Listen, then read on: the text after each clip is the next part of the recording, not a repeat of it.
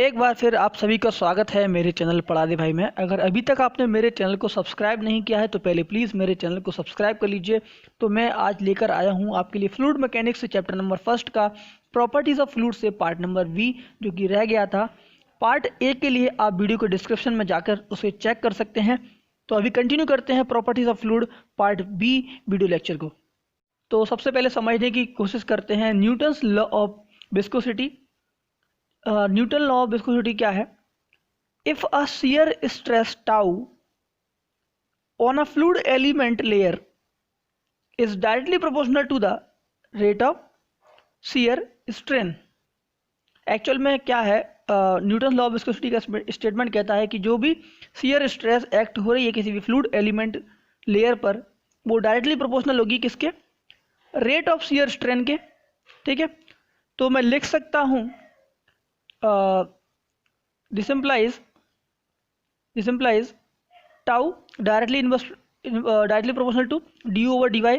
this implies जब inverse proportional का sign हटेगा तो क्या आएगा? म्यू। तो tau is equal to mu du over dy। Mu क्या है? कोफिशिएंट ऑफ विस्कोसिटी या फिर कोफिशिएंट ऑफ डायनामिक विस्कोसिटी या सिंपली विस्कोसिटी। तो बात करते हैं उन फ्लूइड्स की जो इस लॉ को ओबे करेंगे। तो fluids which obey this law known as Newtonian fluids, मतलब वो फ्लूइड्स जो इस लॉ को ओबे करेंगे उसे मैं क्या बोलूँगा? Newtonian fluids. और वो फ्लूइड्स जो इस लॉ को ओबे नहीं करेंगे उसे हम क्या बोलेंगे? Non Newtonian fluids. तो मैं कह सकता हूँ कि fluids which do not obey this law known as non Newtonian fluids. Okay, थोड़ा सा ब्लर हो रहा है, मैं इसको डार्क लिख देता हूँ एक बार। तो अभी मैं आपसे डिस्कस करता हूँ टाइप्स ऑफ फ्लूइड्स के बारे में। इस एक्सिस पर मैं क्या ले रहा हूँ? वेलोसिटी ग्रेडियंट ले रहा हूँ, मतलब कि du over dy, rate of change of velocity with respect to the depth. अभी मैं इस एक्सिस पर क्या ले रहा हूँ? शियर स्ट्रेस की वैल्यू ले रहा हूँ, मतलब कि टाउ की वैल्यू ले रहा हूँ। अगर इस एक्सिस पर कोई भी अगर फ्लूइड आता है तो मैं उसको क्या बोलता हूँ? आइडियल सॉलिड बोलता हूँ। इसका मतलब है कि उनकी लेयर्स के बीच में क्या है? वेलोसिटी बिल्कुल नहीं है और वो जो लेयर से मूव नहीं कर सकती हैं। ठीक है, ओनली वहाँ पर क्या होगा? प्योर शियर रेजिस्टेंस होगा। ठीक है, बॉडी डिफॉर्म नहीं होगी, तो वो होगा आइडियल सॉलिड। अब आइडियल प्लास्टिक फ्लूइड के बारे में बाद में डिस्कस करूंगा। अभी ये जो लीनियर जो स्लोप बना हुआ है उसको किसका है? न्यूटोनियन फ्लूइड का है। और न्यूटोनियन फ्लूइड के बारे में डिस्कस कर चुका हूँ मैं। और ये जो ग्राफ बना है, ये जो कर्व बना है, वो किसका है? नॉन न्यूटोनियन फ्लूइड्स का है। मैं इनको एरो से एक बार नोट करता हूँ कौन किसका ग्राफ है, ओके, या फिर कौन किसका कर्व है। अब मान लीजिए इस एक्सिस पर जो फ्लूइड आएगा वो उसे मैं क्या बोलूँगा? Ideal fluid. इसका मतलब है जो लेयर्स होंगी ना उनके बीच में ओनली मोशन होगा और उसके बीच में कोई भी, उन लेयर्स के बीच में कोई भी शियर रेजिस्टेंस वो लेयर्स एक दूसरे को प्रोवाइड नहीं करेंगी, एक दूसरे पर शियर रेजिस्टेंस एक्ट नहीं करेंगी। और मैं कह सकता हूँ कि वहाँ पर विस्कोसिटी नहीं होगी। और आइडियल सॉलिड में क्या होगा? बहुत ज़्यादा विस्कोसिटी होगी। तो अभी बात करते हैं आइडियल फ्लूइड की। तो जानते हैं आइडियल फ्लूइड क्या होता है? आइडियल फ्लूइड क्या है? एक इमेजिनरी फ्लूइड है, ओनली, मतलब कि एक कॉन्सेप्ट है। आइडियल फ्लूइड क्या है? एक इमेजिनरी फ्लूइड है। इसका मतलब क्या है?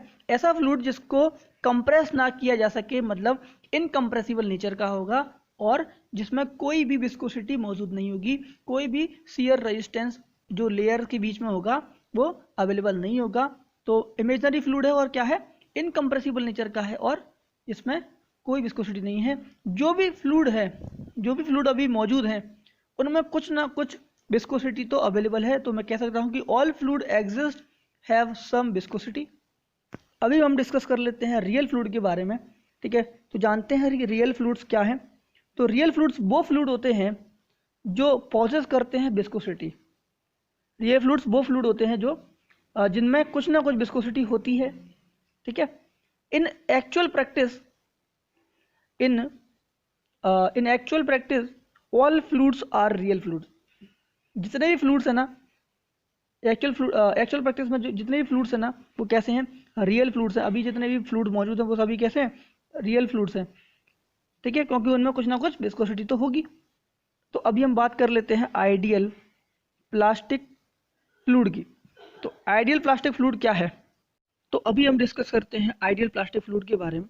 तो आइडियल प्लास्टिक फ्लूइड क्या है? मतलब वो फ्लूइड जिसमें कि जो शियर स्ट्रेस की जो वैल्यू है ना वो ज़्यादा होनी चाहिए या ज़्यादा होती है यील्ड वैल्यू से। अ fluid in which shear stress is more than the yield value. ठीक है, तो ये है आइडियल प्लास्टिक फ्लूइड, और इसके साथ में न्यूटन्स लॉ को भी ओबे करना चाहिए इस टाइप के फ्लूइड को। तो tau directly proportional to D U over D Y. ठीक है, इसको मैं एक डब्बे में बंद कर देता हूँ। ठीक है, बढ़िया से एक डब्बे में बंद कर देता हूँ। इसको डार्क करने के बाद मैंने डब्बे में बंद कर दिया। अब कंप्रेसिबिलिटी के बारे में बात करते हैं। कंप्रेसिबिलिटी एक नेक्स्ट प्रॉपर्टी है किसकी, फ्लूइड की। तो कंप्रेसिबिलिटी मतलब फ्लूइड को कंप्रेस करने की एबिलिटी।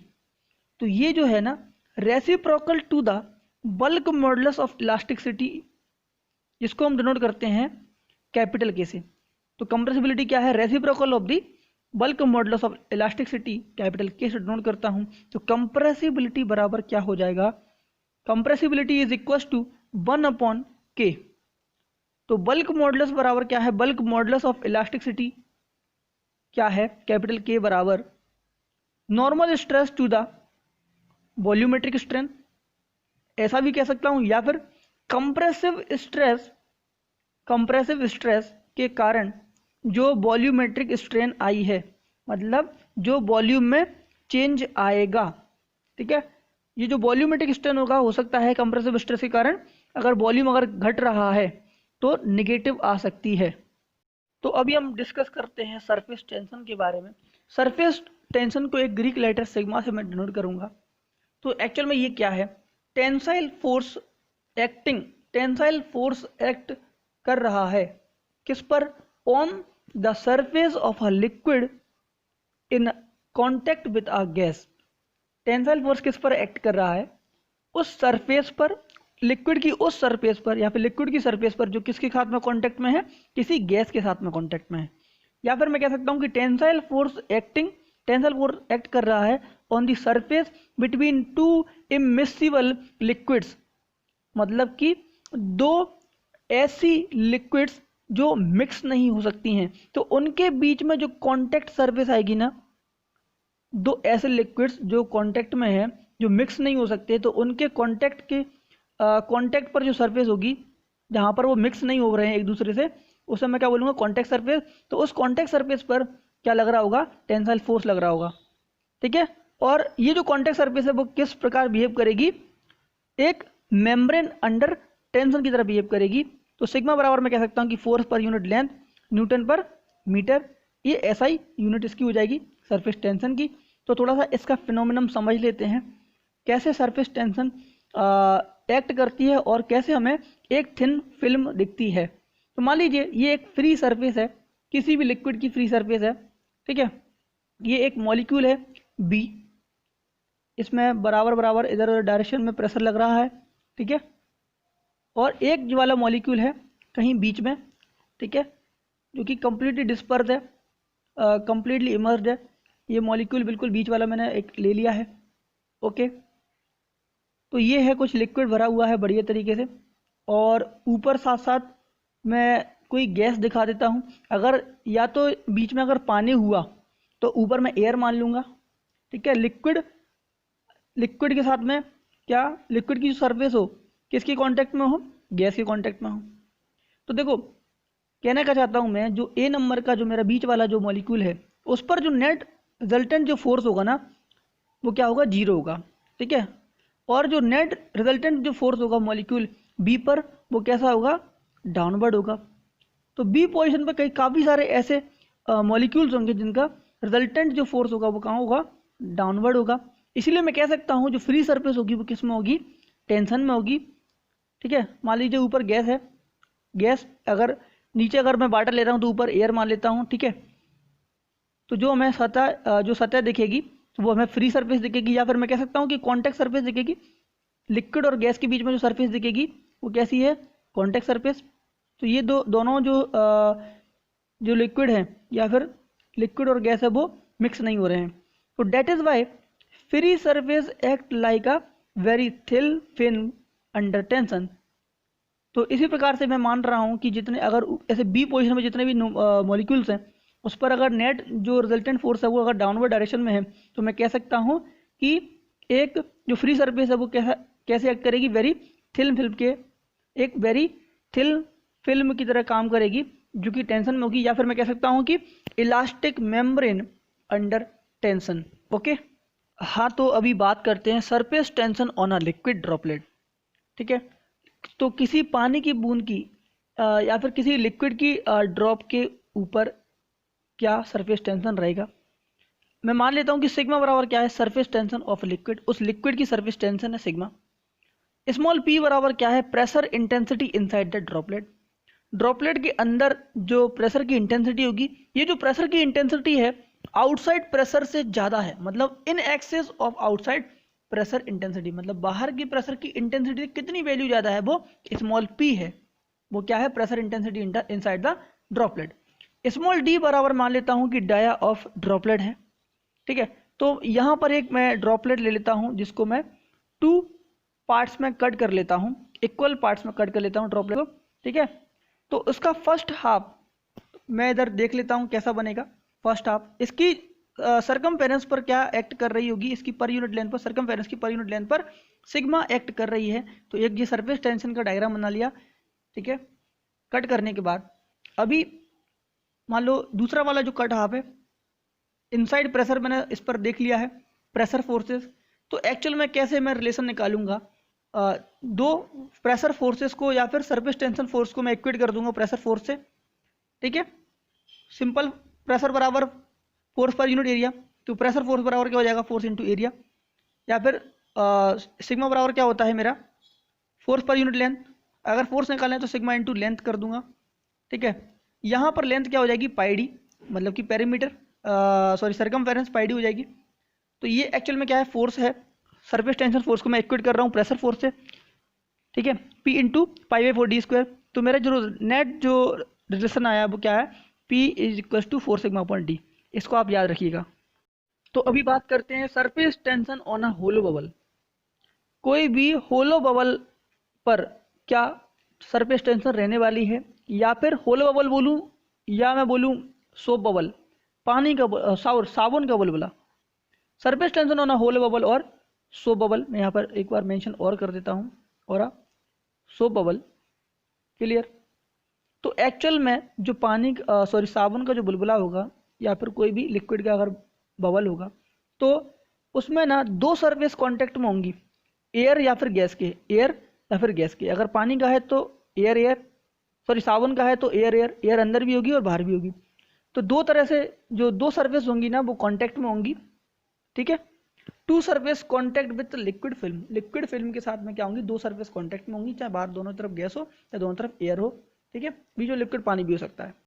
तो अभी क्या करना है, सरफेस टेंशन फोर्स को आप इक्वेट कर दीजिए किससे, प्रेशर फोर्स से। तो P into pi by 4 D square, मतलब pressure into area is equal to 2 times हो जाएगा सरफेस टेंशन फोर्स के। तो P बराबर क्या आ गया, 8 सिग्मा बाई डी। आप इसको भी याद रखना, होलो बबल या फिर सोप बबल के लिए सरफेस टेंशन का फॉर्मूला और लिक्विड ड्रॉपलेट के लिए सरफेस टेंशन का फॉर्मूला। तो अभी नेक्स्ट मैं बात करता हूँ surface tension on a liquid jet. तो किसी लिक्विड जेट पर सरफेस टेंशन क्या रहेगी। ठीक है, तो मैं एक डायग्राम ड्रॉ कर लेता हूँ। इसी लिक्विड जेट को मान लेता हूँ कि एक सिलेंड्रिकल फॉर्म में क्या है, एक लिक्विड जेट है, इसकी डायमीटर क्या है, स्मॉल डी है, लेंथ क्या है, कैपिटल एल है। उसको भी मैं दो पार्ट में कट कर लेता हूँ, एक ही पार्ट में यहाँ मेंशन कर रहा हूँ। ठीक है, थोड़ा सा डायग्राम बना देता हूँ प्रॉपर। ओके, शेडिंग कर दी।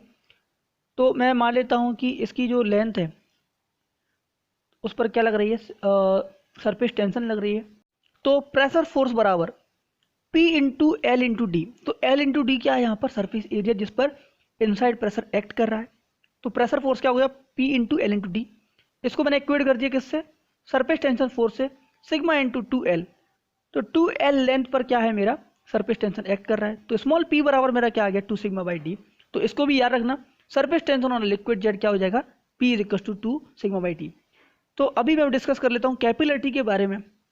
तो जानते हैं कि कैपिलरिटी है क्या। तो कैपिलरिटी क्या है, फिनोमिनम ऑफ राइज और fall of a liquid surface in a small tube.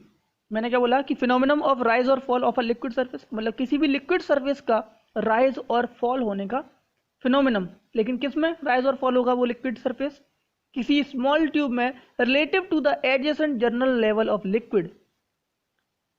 When the tube is held vertically in the liquid, मतलब कहने का मेरा ये है कि मान लीजिए एक मेरे पास कंटेनर है जिसमें कुछ लिक्विड डला हुआ है, पहले से उसका एक लेवल है, उसमें मैंने क्या किया, एक स्मॉल ट्यूब को उसमें इंसर्ट कर दिया। तो इंसर्ट करने पर क्या हुआ, उसमें कैपिलरी राइज हुआ, मतलब जो लिक्विड का लेवल था वो उठने लगा। तो यही जो लेवल उठा हुआ है लिक्विड का, उसे मैंने क्या बोला है, कैपिलरिटी। इसी फिनोमेनन को मैंने क्या बोला है, कैपिलरिटी। तो जो लिक्विड राइज करेगा, जनरल जो भी लेवल है लिक्विड का, मान लो कंटेनर में जो भी लेवल है जनरल लेवल, अगर उससे मान लो एच हाइट का अगर बढ़ गया तो ये क्या है, कैपिलरी राइज। तो इसी एक्शन को मैं क्या बोलता हूँ, कैपिलरिटी। ग्लास ट्यूब में और सरफेस टेंशन जो है सिग्मा पर जो इंक्लाइंड है, ग्लास ट्यूब का जो एंगल बना रही है वो क्या है, थीटा है। तो मैं बोलता हूँ theta is equal to angle of contact between liquid and glass tube. तो मैं कैपिलरी राइज और फॉल के लिए एक एक्सप्रेशन ड्रॉ कर लेता हूँ, ठीक है। तो weight of liquid in the tube, मतलब जो जैसे कि मैंने स्मॉल ट्यूब को टच किया किससे, लिक्विड के जनरल लेवल से, तो उसमें क्या हुआ, कैपिलरी राइज हुआ है। तो इसमें जो ट्यूब के अंदर जितना भी लिक्विड गया है उसका वेट कितना है, π/4 d स्क्वायर इंटू एच मेरा क्या है, वॉल्यूम, और रो इंटू जी मेरा क्या है, क्या हो जाएगा, डेंसिटी हो जाएगा। तो रो भी मेरा क्या हो गया, वेट। तो vertical component of the surface tensile force, देखिए जो सरफेस टेंसाइल फोर्स था वो करीबन थीटा डिग्री पर इंक्लाइन था। तो मुझे तो वर्टिकल कंपोनेंट चाहिए था जो कि है sigma cos theta. Sigma cos theta surface tension है और पर यूनिट लेंथ में, तो मैंने लेंथ का मल्टीप्लाई कर दिया πd। πd क्या है, सरकमफेरेंस है। अब मैं दोनों को इक्वेट कर रहा हूँ, π/4 d स्क्वायर एच रो जी और सिग्मा कॉस थीटा πd। तो नेट जो मेरा क्या बचेगा relation, h is equal to 4 sigma cos theta by rho G D. तो ये क्या है, कैपिलरी राइज या फिर फॉल के लिए यूज होगा, या तो mm में आएगा या फिर सेंटीमीटर में आएगा, और जो भी आपको बेहतर लगे। अगर थीटा की वैल्यू क्या है, 0 डिग्री है, इसका मतलब कॉस थीटा की वैल्यू क्या हो जाएगी 1, तो ये बार्टर वाला केस हो जाएगा। अगर आपका लिक्विड क्या है, बार्टर है, तो आपका रिलेशन क्या बचेगा, h is equal to 4 sigma rho G D. If mercury theta बराबर, मरकरी अगर यूज कर रहे हैं आप लिक्विड की तरह, तो क्या हो जाएगा, थीटा बराबर 128 डिग्री, और वहां पर केस बनेगा कैपिलरी फॉल का। क्लियर। तो अभी मैं वेपर प्रेशर की बात कर लेता हूं। सबसे पहले बात करूंगा वेपराइजेशन की। वेपराइजेशन क्या है, एक चेंज है, चेंज जिसमें कि लिक्विड स्टेट से क्या चेंज होता है, गैसियस स्टेट में चेंज होता है किसी भी चीज का, ठीक है। किसी भी मैटर का लिक्विड स्टेट से गैसियस स्टेट में जो चेंज हो रहा है उसे मैं क्या बोल रहा हूँ, वेपराइजेशन कह रहा हूँ। मान लीजिए ये सन है और सन के कारण क्या सनलाइट पड़ रही है और किसी सरफेस पर पड़ रही है और जिसकी सरफेस के मॉलिक्यूल्स हैं। अगर ये सरफेस के जो मॉलिक्यूल्स हीट के कारण कंटिन्यूसली एस्केप करने लगे उसमें फ्री सरफेस से, फ्री सरफेस के कारण ये जो मॉलिक्यूल्स हैं, ठीक है, अगर हीट के कारण कंटिन्यूसली एस्केप होने लगे वेपराइजेशन के कारण, ठीक है, तो यहाँ पर वेपर्स बनेंगी और वेपर्स इकट्ठा हो जाएंगी। वेपर्स अगर इकट्ठा होंगी तो क्या करेंगी, ये प्रेशर एक्ट करेंगी इस फ्री सरफेस के ऊपर या फिर इस फिल्म के ऊपर। क्लियर। तो उसे हम क्या बोलेंगे, वेपर प्रेशर। तो अब वेपर प्रेशर आपको समझ में आ गया होगा, तो मैं बढ़ता हूँ कैविटेशन की तरफ। तो पहले कुकर का देख लेते हैं। कुकर में क्या है, मान लो ये कुकर है, नीचे से मैं गैस लगा लेता हूँ और मान लो ये लिक्विड है। आपका क्या होगा, वेपर्स ऊपर की तरफ जाएंगे उसकी लिड की तरफ, मतलब उसके ढक्कन की तरफ, और इस अपर डायरेक्शन में क्या होगा, उसको प्रेशर लगाना शुरू करते हैं और सीटी उड़ जाती है और उसमें से वेपर प्रेशर रिलीज हो जाता है। कैविटेशन समझने के लिए आपको कैविटीज का समझना जरूरी है। मान लीजिए कोई भी एक फ्लोइंग लिक्विड है, ठीक है, उसमें क्या हो रहा है, फॉर्मेशन ऑफ बबल्स हो रहा है। कोई भी फ्लोइंग लिक्विड है जिसमें बबल्स का फॉर्मेशन हो रहा है, लेकिन किस रीजन में हो रहा है बबल्स का फॉर्मेशन, उस रीजन में क्या है, प्रेशर की जो वैल्यू है या तो इक्वल है या फिर लेस देन है किससे, वेपर प्रेशर से। उस लोकेशन पर क्या होगा, ऐसे लोकेशन पर क्या होगा, बबल्स का फॉर्मेशन होगा। ये बबल्स क्या करेंगे, देखिए लिक्विड से फ्लोइंग है, ये वेपर्स जो बबल फॉर्मेशन हुए जो वेपर्स हैं वो फ्लो कर जाएंगे साथ में और सडनली कॉलेप्स करना स्टार्ट कर देंगे। तो जो बबल्स क्या होंगे, सडनली कॉलेप्स करना स्टार्ट कर देंगे, किस रीजन में, हाई प्रेशर के रीजन में, ठीक है। तो जो बबल जो प्रेशर होंगे ना, हाई प्रेशर के रीजन में जो बबल कॉलेप्स होना शुरू होंगे और क्या क्रिएट करेंगे, एक वेरी हाई प्रेशर क्रिएट करेंगे, ठीक है। तो वेरी हाई प्रेशर क्रिएट करने की वजह से जिस सरफेस पर, जिस मटेरियल की सरफेस पर वो अगर फ्लो हो रहा होगा लिक्विड, तो उस मटेरियल को वो इरोड करना स्टार्ट कर देंगे और कैविटी फॉर्म करेंगे। तो इस फिनोमिनन को मैं क्या बोलता हूँ, कैविटेशन। ठीक है, तो कुछ एक्स्ट्रा की बात कर लेता हूँ। पावर इन अ शाफ्ट, तो टॉर्क इनटू एंगुलर वेलोसिटी क्या हो जाएगा, मेरा पावर हो जाएगा, जो कि क्या होता है 2π/nt/60, मतलब वाट्स की फॉर्म में, और 2π/nt/60 इंटू 1000 वो हो जाएगा किलो वाट्स की फॉर्म में। ओमेगा बराबर क्या है, मेरा एंगुलर वेलोसिटी, जो कि 2πn/60 है। टी क्या है, टॉर्क। ओके, तो आज के लिए वीडियो में सिर्फ इतना ही। अगर आपको वीडियो पसंद आया है या आपको वीडियो समझ में आ गया है तो अपने दोस्तों के साथ में, अपने फ्रेंड्स के साथ में ज़्यादा से ज़्यादा इस वीडियो को शेयर करें, इस वीडियो को लाइक करें, कमेंट करें अगर कोई डाउट है तो। ठीक है, और चैनल को सब्सक्राइब करना ना भूलें। Thanks for watching this video.